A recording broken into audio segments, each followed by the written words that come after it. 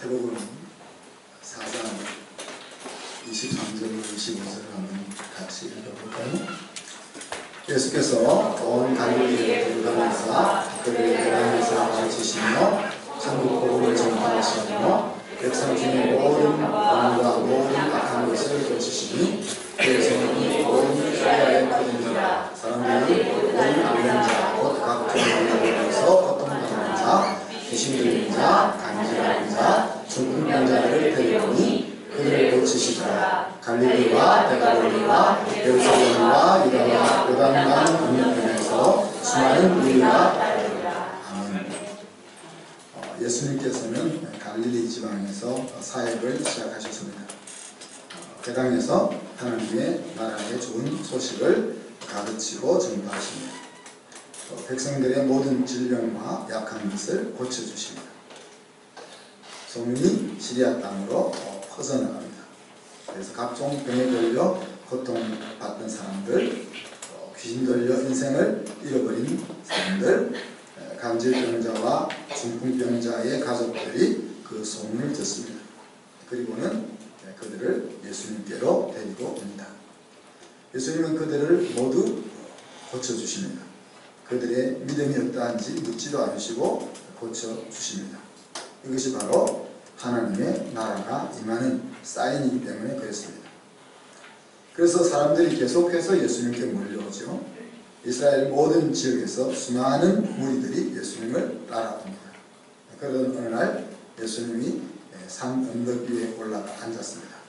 그리고 제자들이 다른 무리들을 정리시킨 다음에 바로 예수님 앞으로 나와 예수님 주변에 자리를 잡고 앉았습니다. 그때 예수님께서 가르치기 시작하셨습니다. 그 내용이 오늘 우리가 살펴보고 있는 산상설교입니다. 자, 여러분이 당시에 이스라엘 땅에 살고 있었다면 여러분 왜 이 팔복산에 갔을까요? 모두들 예수님에 대한 소문을 들었습니다. 그렇지만 듣는 사람마다 각자 생각하는 것이 달랐을 것입니다. 사람들은 자기에게 필요한 방식으로 듣기 때문입니다. 대부분이 소문을 듣고 왔습니다. 가까운 데 사는 사람들 가운데서는 재미삼아 온 사람들도 있었을 것입니다. 그렇지만 먼 지방에서 온 사람들이라면 절박한 심령을 가지고 이 자리에 앉았을 것입니다. 또 심각한 고통으로 힘든 시간을 보내고 있었던 가족들이라면 동일하게 큰 갈망을 가지고 앉아 있었을 것입니다. 무리들은 예수님의 행동 하나, 말 하나에 집중합니다. 예수님이 언덕에 올라가 앉으셨을 때에 기대치가 큰 사람들이 예수님 가까이에 나와 둘러 앉았을 것입니다. 예수님이 산 언덕에 올라가서 우리 그 팔복산에 가보면은 그렇게 높은 산은 아니죠. 그리고 산 위에서 말씀을 하시면은 이게 아래로 음파가 잘 퍼져서 좀 더 많은 사람이 들을 수 있겠지만은 뭐 요 정도 그죠? 한 500명 정도에게 들리는 말씀을 하셨을 겁니다. 예수님이 목청을 돋우어서 큰 목소리로 10,000명, 20,000명이 다 들릴 수 있도록 그렇게 설교를 하지는 않았을 것입니다. 그러니 오늘 예수님이 하시는 이 설교를 듣는 사람들은 이렇게 우리처럼 이렇게 둘러 앉아있는, 예수님 근처에 둘러 앉아있는 사람들이었을 것입니다. 그리고 제자들이 가장 앞자리에 앉아 그때 예수님께서 입을 여셨다는 이야기입니다. 예수님께서 모인 모든 사람들에게 오늘 이 산상설교를 하고 계시지만은 제자들과 예수님 가까이에 나와 귀를 기울이는 마음이 갈급한 사람들에게 이 말씀이 주어지고 있다 하는 것을 기억하면 좋겠습니다. 그런데 많은 무리들을 향해서 예수님은 인기를 갉아먹는 말씀을 하십니다. 하나님의 자녀의 삶에 대한 것이죠. 기존 가치관과는 완전히 다른 것이었습니다. 예수님은 사람의 칭찬에는 관심이 없습니다. 만약에 예수님께서 지금 당신이 행하셨던 그 기적들과 표적들을 통해서 계속해서 사람들의 인정을 받고 인기를 모으기를 원하셨다면 산상설교 같은 설교는 안 하셔야 돼요. 죽기 전에 3년 지나서 죽기 전에 하셔야 될 말씀입니다. 필요를 가지고 찾아온 그 무리들을 향해서 그들의 필요와 관계없는 말씀을 예수님이 하십니다. 예수님의 관심은 제자들이었고, 그리고 무리들 가운데 예수님께서 하신 이 말씀의 가치관이 마음에 들려지는 사람들이었습니다. 오늘날도 마찬가지입니다. 산상설교는 우리의 성공과 번영을 약속하지 않습니다. 우리가 이 땅을 살아가면서 행하는 모든 일이 형통할 것에 대해서 주시는 말씀도 아닙니다. 산상설교의 주제를 한번 훑어볼까요? 우리 지금 몇 주째 계속 산상설교를 새벽마다 읽어보고 있는데 8가지 보게 되었습니다. 그리고 지난주에 보았던 것은 세상의 소금과 빛이라는 것, 또 율법의 완성자이신 예수님, 오늘 형제와 가족과 화목하는 것, 아내를 버리지 말라는 것, 맹세하지 말라는 것, 자기의 권리를 주장하지 말고 손해를 보라는 것, 원수를 사랑하라는 것, 사람에게 보이려고 부지하지 말라는 것, 외식하는 자와 같이 기도하지 말라는 것, 사람에게 보이려고 금식하지 말라는 것, 재물을 하나님으로 섬기지 말라는 것, 비판하지 말라는 것, 받을만 하지 않는 사람에게 귀한 것을 주지 말라는 것, 아버지 하나님께 기도하라는 것, 좁은 문으로 들어가라는 것, 거짓 선지자를 삼가하는 것, 듣고 행하라는 것. 이것이 산상설교에 나타나 있는 주제들입니다. 자, 이 주제들이 여러분 마음에 듭니까?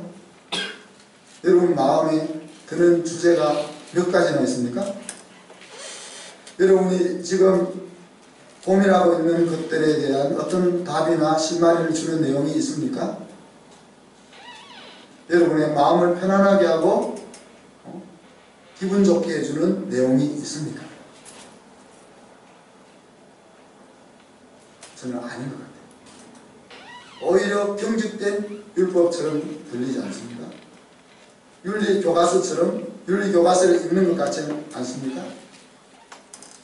그렇지만 하나님의 사람에게는 이 말씀이 들려질 것입니다. 새 교훈으로 들려질 것입니다. 그리고 이것이 내가 살아갈 길이구나, 그렇게 들려질 것이라는 거예요. 오늘 20절에 예수님께서 이렇게 말씀하십니다. 너희 의가 서기관과 바리새인보다 더 낫지 못하면 결단코 천국에 들어가지 못한다. 유대인들은 수천 년 동안 율법이라는 억압 속에 살고 있습니다. 그래서 이 율법을 지키는 것에 대해서 마음이 힘든 거죠. 왜? 지켜도 지켜지지 않으니까. 근데 예수님께서 다른 이야기를 하십니다. 복음을 이야기하십니다. 은혜를 이야기하십니다. 그래서 예수님을 따라 왔는데 오늘 예수님께서 너희 의가 서기관과 바리새인보다 더 낫지 못하면 이라는 말씀을 하십니다. 복음이란 말 그대로 좋은 소식 아닙니까? 어떤 뉴스가 좋은 뉴스입니까? 환자들에게는 병을 나을 수 있는 곳이 있다는 소식이 좋은 뉴스입니다. 재정이 어려운 사람에게는 재정 파산을 극복할 수 있는 길이 있다는 것을 알려주는 것이 좋은 소식입니다. 사랑받지 못한 사람에게는 나를 특별히 사랑하는 사람이 있다는 것을 아는 것이 좋은 소식입니다. 사람들과의 관계 속에 힘든 자들에게는 정말 내 마음을 받아주는 친구가 있다는 것이 좋은 소식입니다. 예수님께서는 그들의 병도 고쳐주셨습니다. 밥도 먹여주십니다.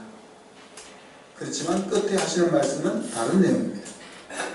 병도 고쳐주시고 귀신도 쫓아주시고 그들의 필요를 채워주시고 먹을 것도 주시지만 결론을 이야기할 때는 그 내용이 아닙니다.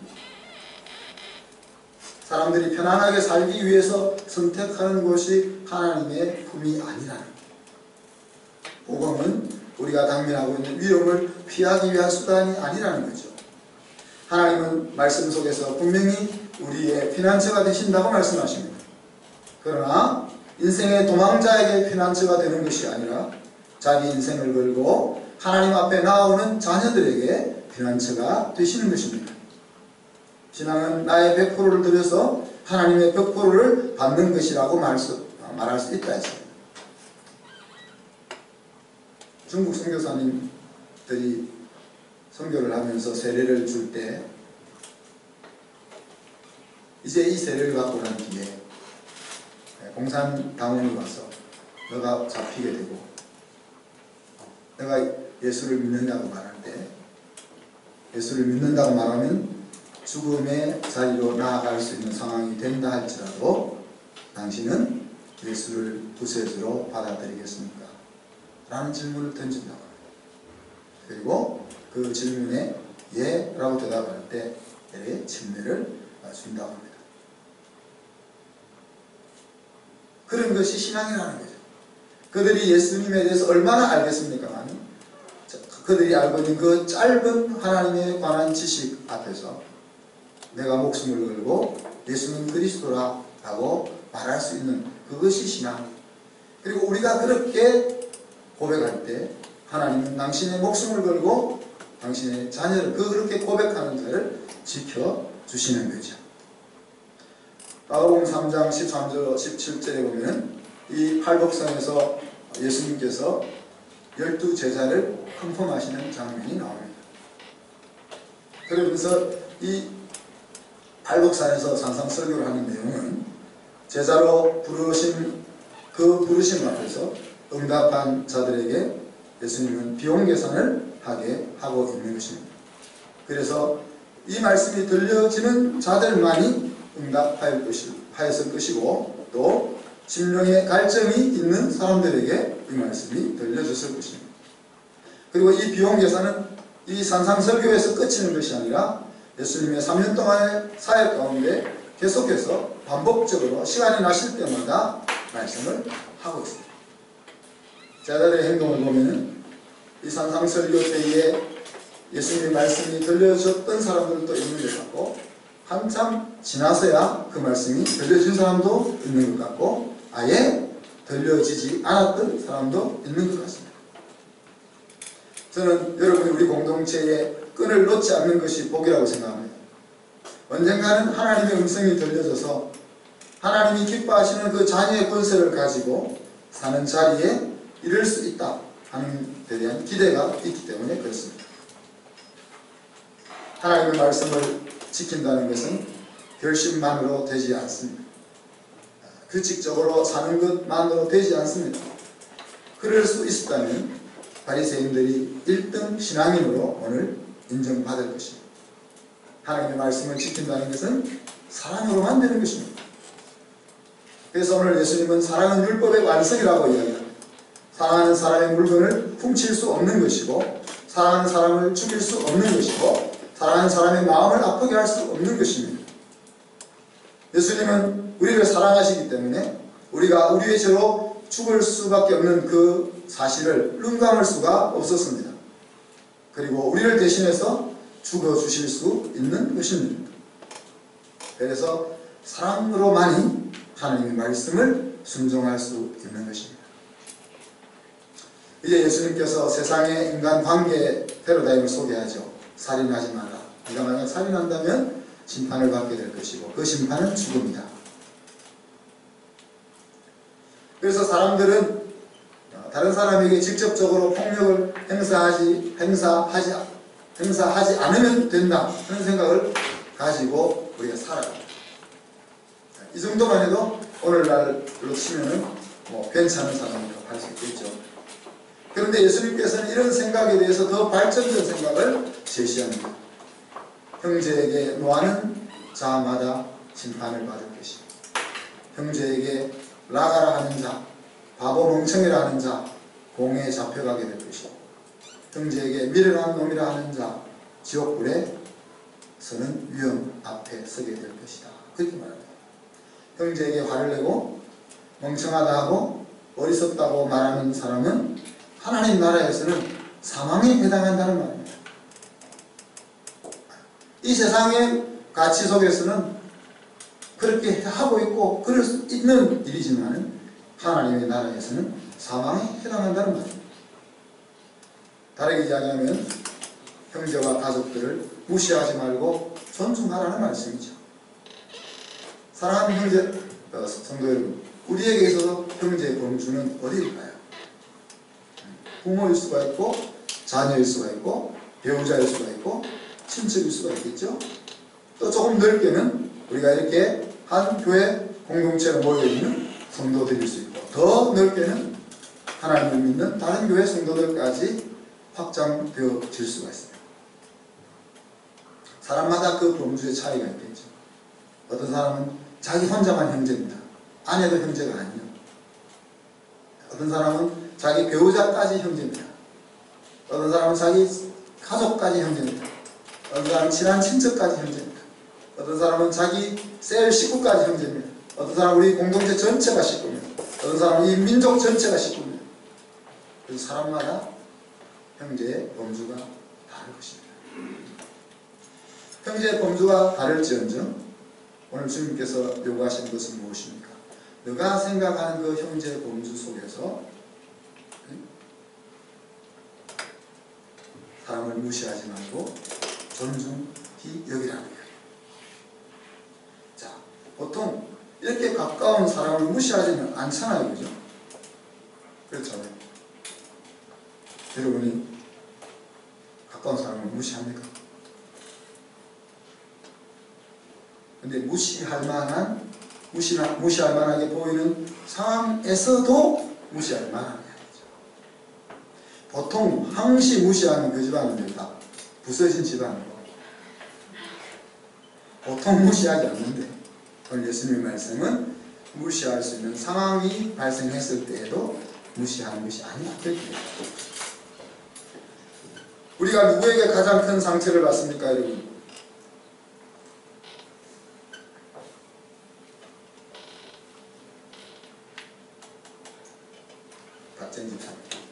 누구에게 제일 큰 상처를 받고?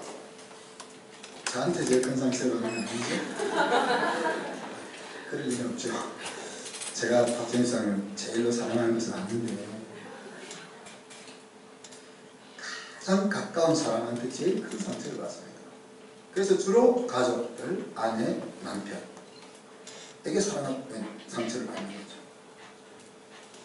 가장 아끼고 배려하고 사랑해야 될 대상에게 우리는 가장 가깝다는 이유로 무시하고 있다는 이야기예요.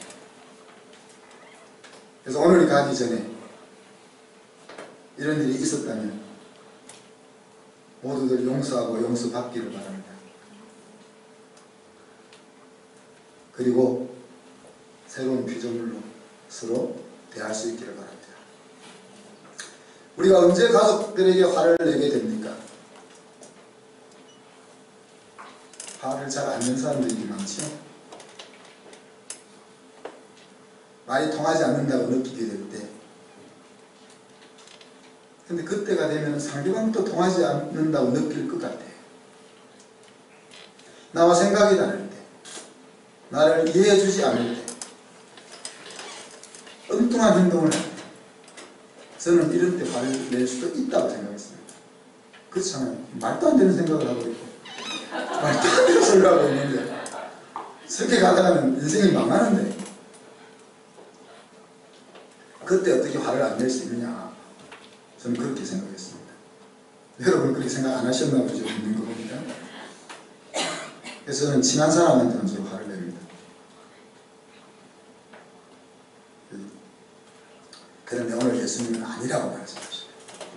그것도 조금 나쁜 행동이야, 그렇게 말씀하시는 것이 아니고 사망에 해당하는 잘못이야 라고 말씀하시죠.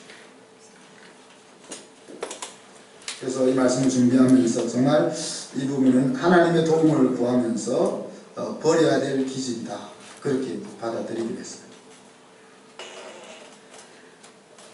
화를 내지 않고 목소리가 크거나, 제가 웅변을 했기 때문에 강조할 때는 크게 말하게 되거든요. 웅변의 기법 중에 강조하기 위해서 소리를 낮추는 기법도 있고, 또 말을 좀 포즈, 멈추는 기법도 있고, 또 소리를 높이는 기법도 있거든요. 근데 저는 주로 소리를 높이는 기법을 쓰는 거죠. 왜? 소리를 안 높이면 안 들으니까. 그냥 보통 말로 하면은 귀를 그냥 가는 이야기인가 보다, 이렇게 근성으로 우리 가족들이 들으니까.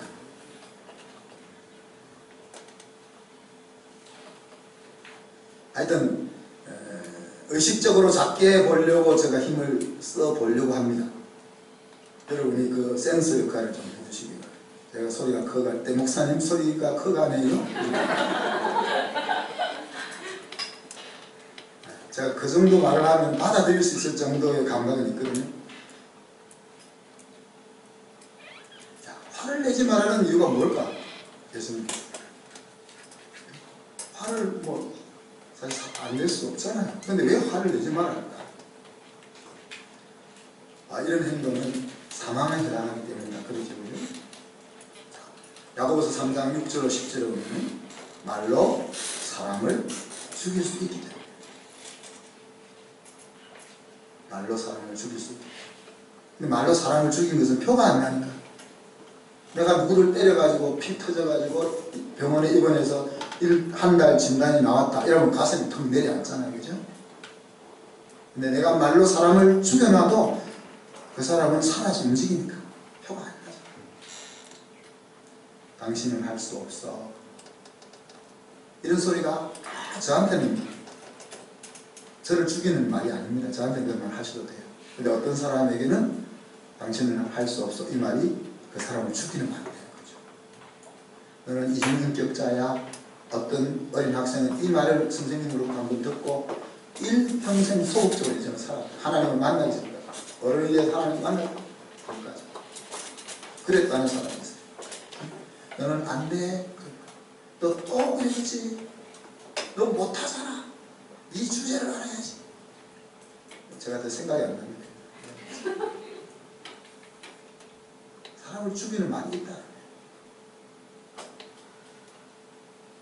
제가 주로 목청이 크다 보니까 제가 하는 말이 목소리 자근자근하게 말하면서 사람을 얼마나 죽일 수 있는지도 알아야 된다.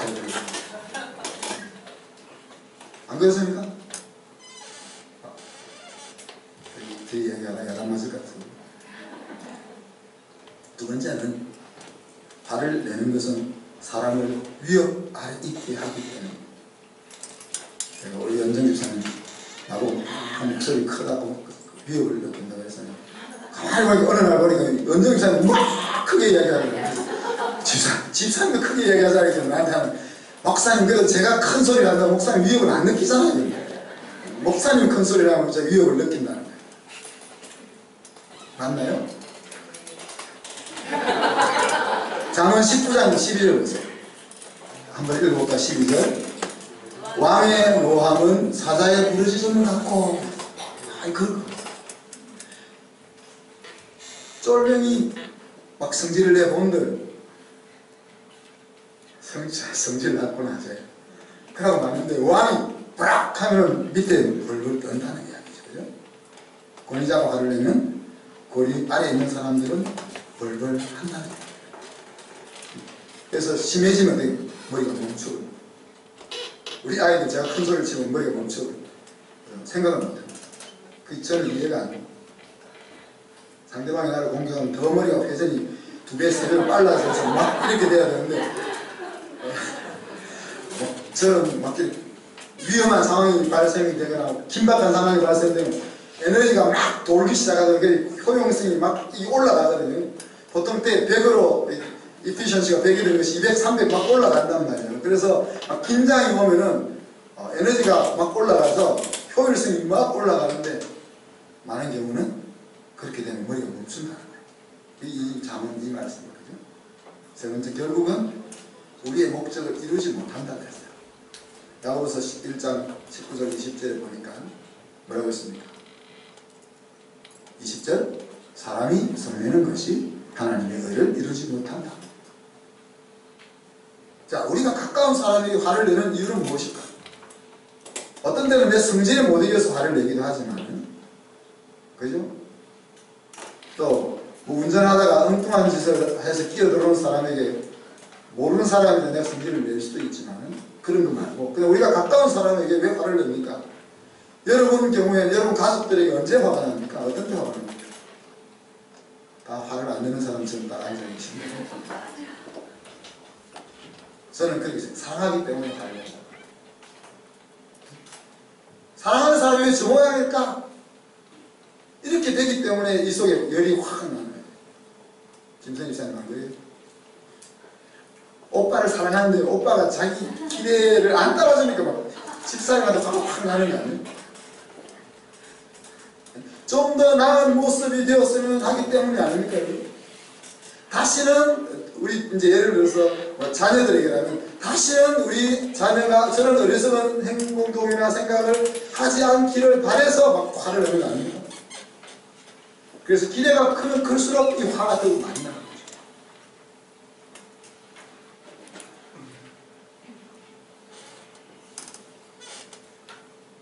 좋게 말하면 듣지 않는 것을 여러 번 경험했기 때문에 화가 나는 겁니다. 우리가 언제 가족들에게 야 바보야 멍청아 어리석게도 이런 소리를 하게 됩니다. 말은 안 해도 그런 생각을 가지게 됩니까? 내가 보기에는 모자라는 행동이니까 그런 것입니다. 정확하게 말하자면 모자라는 행동이 아니라 그 사람의 모자라는 부분만 보기 때문에 그렇습니다. 그렇죠? 그 사람의 좋은 부분은 당연하게 여기고 저 부분만 더 좋아졌으면 하는 것이란 말이에요. 그런데 이런 눈으로 상대방을 바라본다면 그 눈빛 아래에서 누가 살아남을 수 있겠어요? 자, 온전히 존경할 만한 남편이 이 자리에 있습니까? 아내들이요. 이런 눈으로 여러분의 남편을 바라보면 정말 예수님을 바라보듯이 존경하고 복종할 남편이 있겠습니까? 남편들이요. 이런 눈으로 아내들을 바라보면 정말 흡족하게 막 사랑해주고 싶은 마음이 드세요? 우리 아들, 딸들 이런 눈으로 엄마 아빠를 바라보면 무한 존경으로 순종하고 싶은 부모가 있겠습니까? 우리 부모들이 자녀들을 이런 눈으로 바라보면 항상 장사 수중에 화살같이 나의 보람이고 나의 사랑인 그런 자녀들이 있겠는가 말이에요.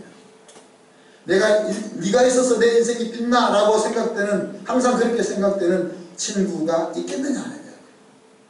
그래서 우리는 우리의 눈을 바꿔야 한단 말이에요. 뭐요? 누구에게서나 나보다 나은 것이 있다. 나는 상대방에게 그것을 볼 거야. 이를 악물고 잘 안 보이니까요.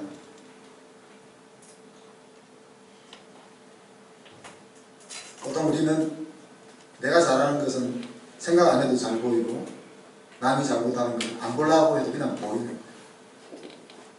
그래서 내가 이런 눈이 아니라 상대방의 좋은 점만 보겠다는 그런 눈을 가지려고 이를 악물어야 돼요. 그래야 보이던 말이에요. 자, 근데 예수님이 이렇게 말씀하십니다. 예물을 제단에 드리다가 형제에게 원망될 만한 일이 생각나면 예물을 두고 먼저 가서 형제와 화목하고 그 뒤에 하나님께 예물을 드리라. 이것은 이 형제, 가족과의 화목이 얼마나 중요한지 하는 중요도를 우리에게 보여주고 있죠. 예물을 제단에게 드리다가, 자, 어떤 때 하나님께 우리가 예물을 드리게 됩니까? 예물은 하나님을 사랑하고 하나님을 경외하는 마음의 표현이잖아요. 그리고 그 하나님의 사랑, 이웃 사랑, 형제 사랑으로 이어지게 되어 있습니다. 그래서 마가복음 12장에 보니까 첫째 계명과 둘째 계명을 하나님 사랑, 이웃 사랑, 이게 전심으로 마음을 다해 하나님을 사랑하는 것과 내가 나를 사랑하는 것처럼 이웃을 사랑하는 것이 계명, 제일 중요한 계명이다. 그렇게 말씀하고 있습니다. 우리가 주일날 예배를 드리러 교회 오다가 형제의 마음을 상하게 한 일이 생각이 난다면 먼저 그 마음을 풀어라 하는 이야기예요. 자, 신앙인에게서 예배는 어떤 것입니까? 우리가 하나님과 맺은 영원한 약속입니다. 그래서 시편 50편 5절에 보니까 하나님께서 이렇게 이야기합니다. 제사로 언약한 내 백성을 모으라. 오늘 말로 얘기하면 예배로 언약한 내 자녀를 부르라. 그런 이야기죠. 그러니까 우리가 하나님 앞에 일주일마다 이렇게 나와서 예배를 드린다는 것은 우리가 신앙이 있든 없든 그 문제는 아니에요. 하나님이 내 왕이고 나는 그분의 자녀라 하는 것을 행동으로 보여주는 거예요. 우리가 이 행동을 멈추면은 나는 하나님이 내 왕이 아니고 나는 하나님의 자녀가 아니야 라는 것을 몸으로 보여주는 거예요. 우리가 예수 그리스도를 내 인생의 주인으로 고백할 때 우리는 이 계약을 맺은 겁니다. 난 생각도 못했네. 사기 계약이야. 그런 생각을 하지. 지금 다시 생각하지. 그래서 이 계약을 맺었기 때문에 이 계약을 파기할 수 없는 거예요. 그래서 우리가 이 자리에 와서 은혜가 없어 이 자리에 와야 되는 거예요. 제가 말씀을 죽을 수도 이 자리에 와야 되는 거예요. 보기 싫은 성도가 여기 있어도 와야 되는 거예요. 왜? 하나님과 맺은 약속입니다. 그 약속을 파기하겠다는 것은 하나님과 맺은 약속을 떠나겠다는 거예요. 그래서 내 스스로 할 수 있는 계획은 안 세워야 되는 거예요. 주일날에. 근데 어쩔 수 없는 거 있잖아요. 엄마가 아파서 내가 보살펴주러 갈 수밖에 없는 거예요. 이건 내가 오늘은 내가 예배 대신에 엄마를 보살펴주러 갈까 이렇게 계획을 세우는 게 아니잖아요. 내가 너무 감기 몸살이 심해가지고 일어나지는 못하겠어. 이게 내가 예배 들으러 가기 싫어서 그냥 진단서 떼는 그런 거 아니잖아요.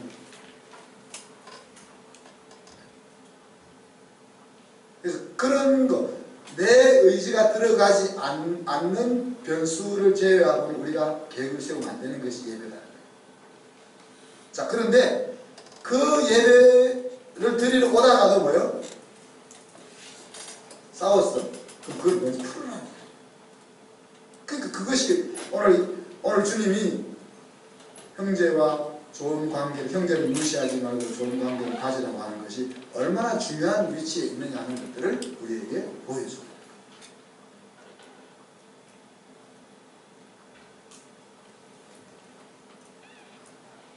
더 힘든 말씀이 이어집니다. 송사하는 사람과 함께 길을 갈 때는 급히 사과하라, 화해하라는 거죠. 사람과 꼬이는 관계를 만들지 말라는 겁니다. 그래서 형제까지는 우리가 좀 그래도 이 부분은 생략하겠습니다. 이 부분을 아직 제가 소화가 잘 안 돼가지고 계속해서 이어지는 말씀이 이제 구제, 기도, 금식이라는 주제로 이어집니다. 그래서 바리새인들의 대표적인 신앙생활이죠. 이런 부분들을 우리가 다음 주 계속 다루도록 하겠습니다. 옛 교훈 아래 살아온 사람들에게는 대략적인 내용은 아닙니다. 산상스럽고. 그렇지만 예수님은 하나님의 생명을 가진 사람은 이러한 인식을 가져야 한다. 그렇게 말씀하십니다.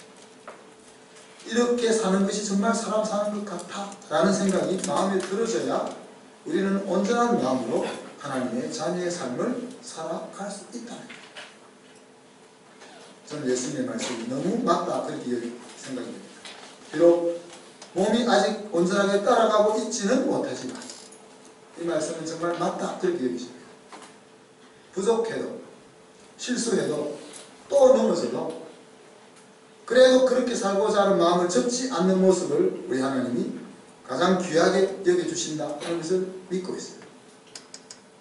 그리고 사랑하는 성도 여러분들도 함께 그 길을 갈 수 있기를 간절히 바라는 것입니다. 화를 내지 말자. 저는 이 말씀을 이렇게 바꿔봅니다. 큰 소리 지르지 말자.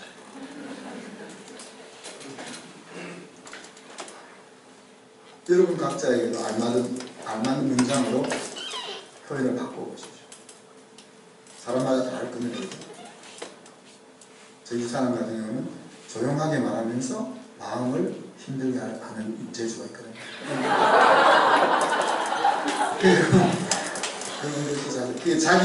자기 화를 내지 말고 나는 화내 나는 자유해 이렇게 생각하지 말고 그죠? 이 화를 내지 말자 하는 말을 저는 큰 소리 지르지 말자 이것만 잘할 수 있으면 될 것 같아요. 여러분은 이 말을 어떤 표현으로 바꾸면 될지 하는 것을 생각해 보라고 해요. 그리고 어떻게 그렇게 하지 않을 수 있을까 하는 것들을 연구해 보죠. 그리고 하나님이 그렇게 여러분이 그렇게 마음을 먹었을 때에 하나님이 여러분을 그렇게 바꾸어가는 그 모습들을 우리가 간증 듣고 싶다는 거예요. 가족과 사람을 바라보는 눈을 바꾸려고 합니다. 그 사람이 잘하는 것이 무엇인가? 내가 배울 점은 무엇일까? 그래도 부족한 부분이 보인다면 정말 그 부족함이 채워지는 길은 내가 힘내는 것이 아니고 하나님께서 바꾸는 길밖에 없다. 그렇게 생각하고 기도하라. 사랑하는 성도 여러분, 우리도 자신도 모르게 가장 가까운 사람들 무시했던 행동에 대해서 돌이켜서 마음속에 우리가 가지고 있던 그 사랑이 정말 표현되고 상대방을 세우고 배려하고 존중하는 그런 우리 가정들이 될 수 있기를 주님의 이름으로 축복합니다. 오늘 말씀 생각하면서 같이 기도할 때 형제를 무시하지 않고 존중히 대할 수 있는 우리가 될 수 있도록 합심해서 한번 기도합니다.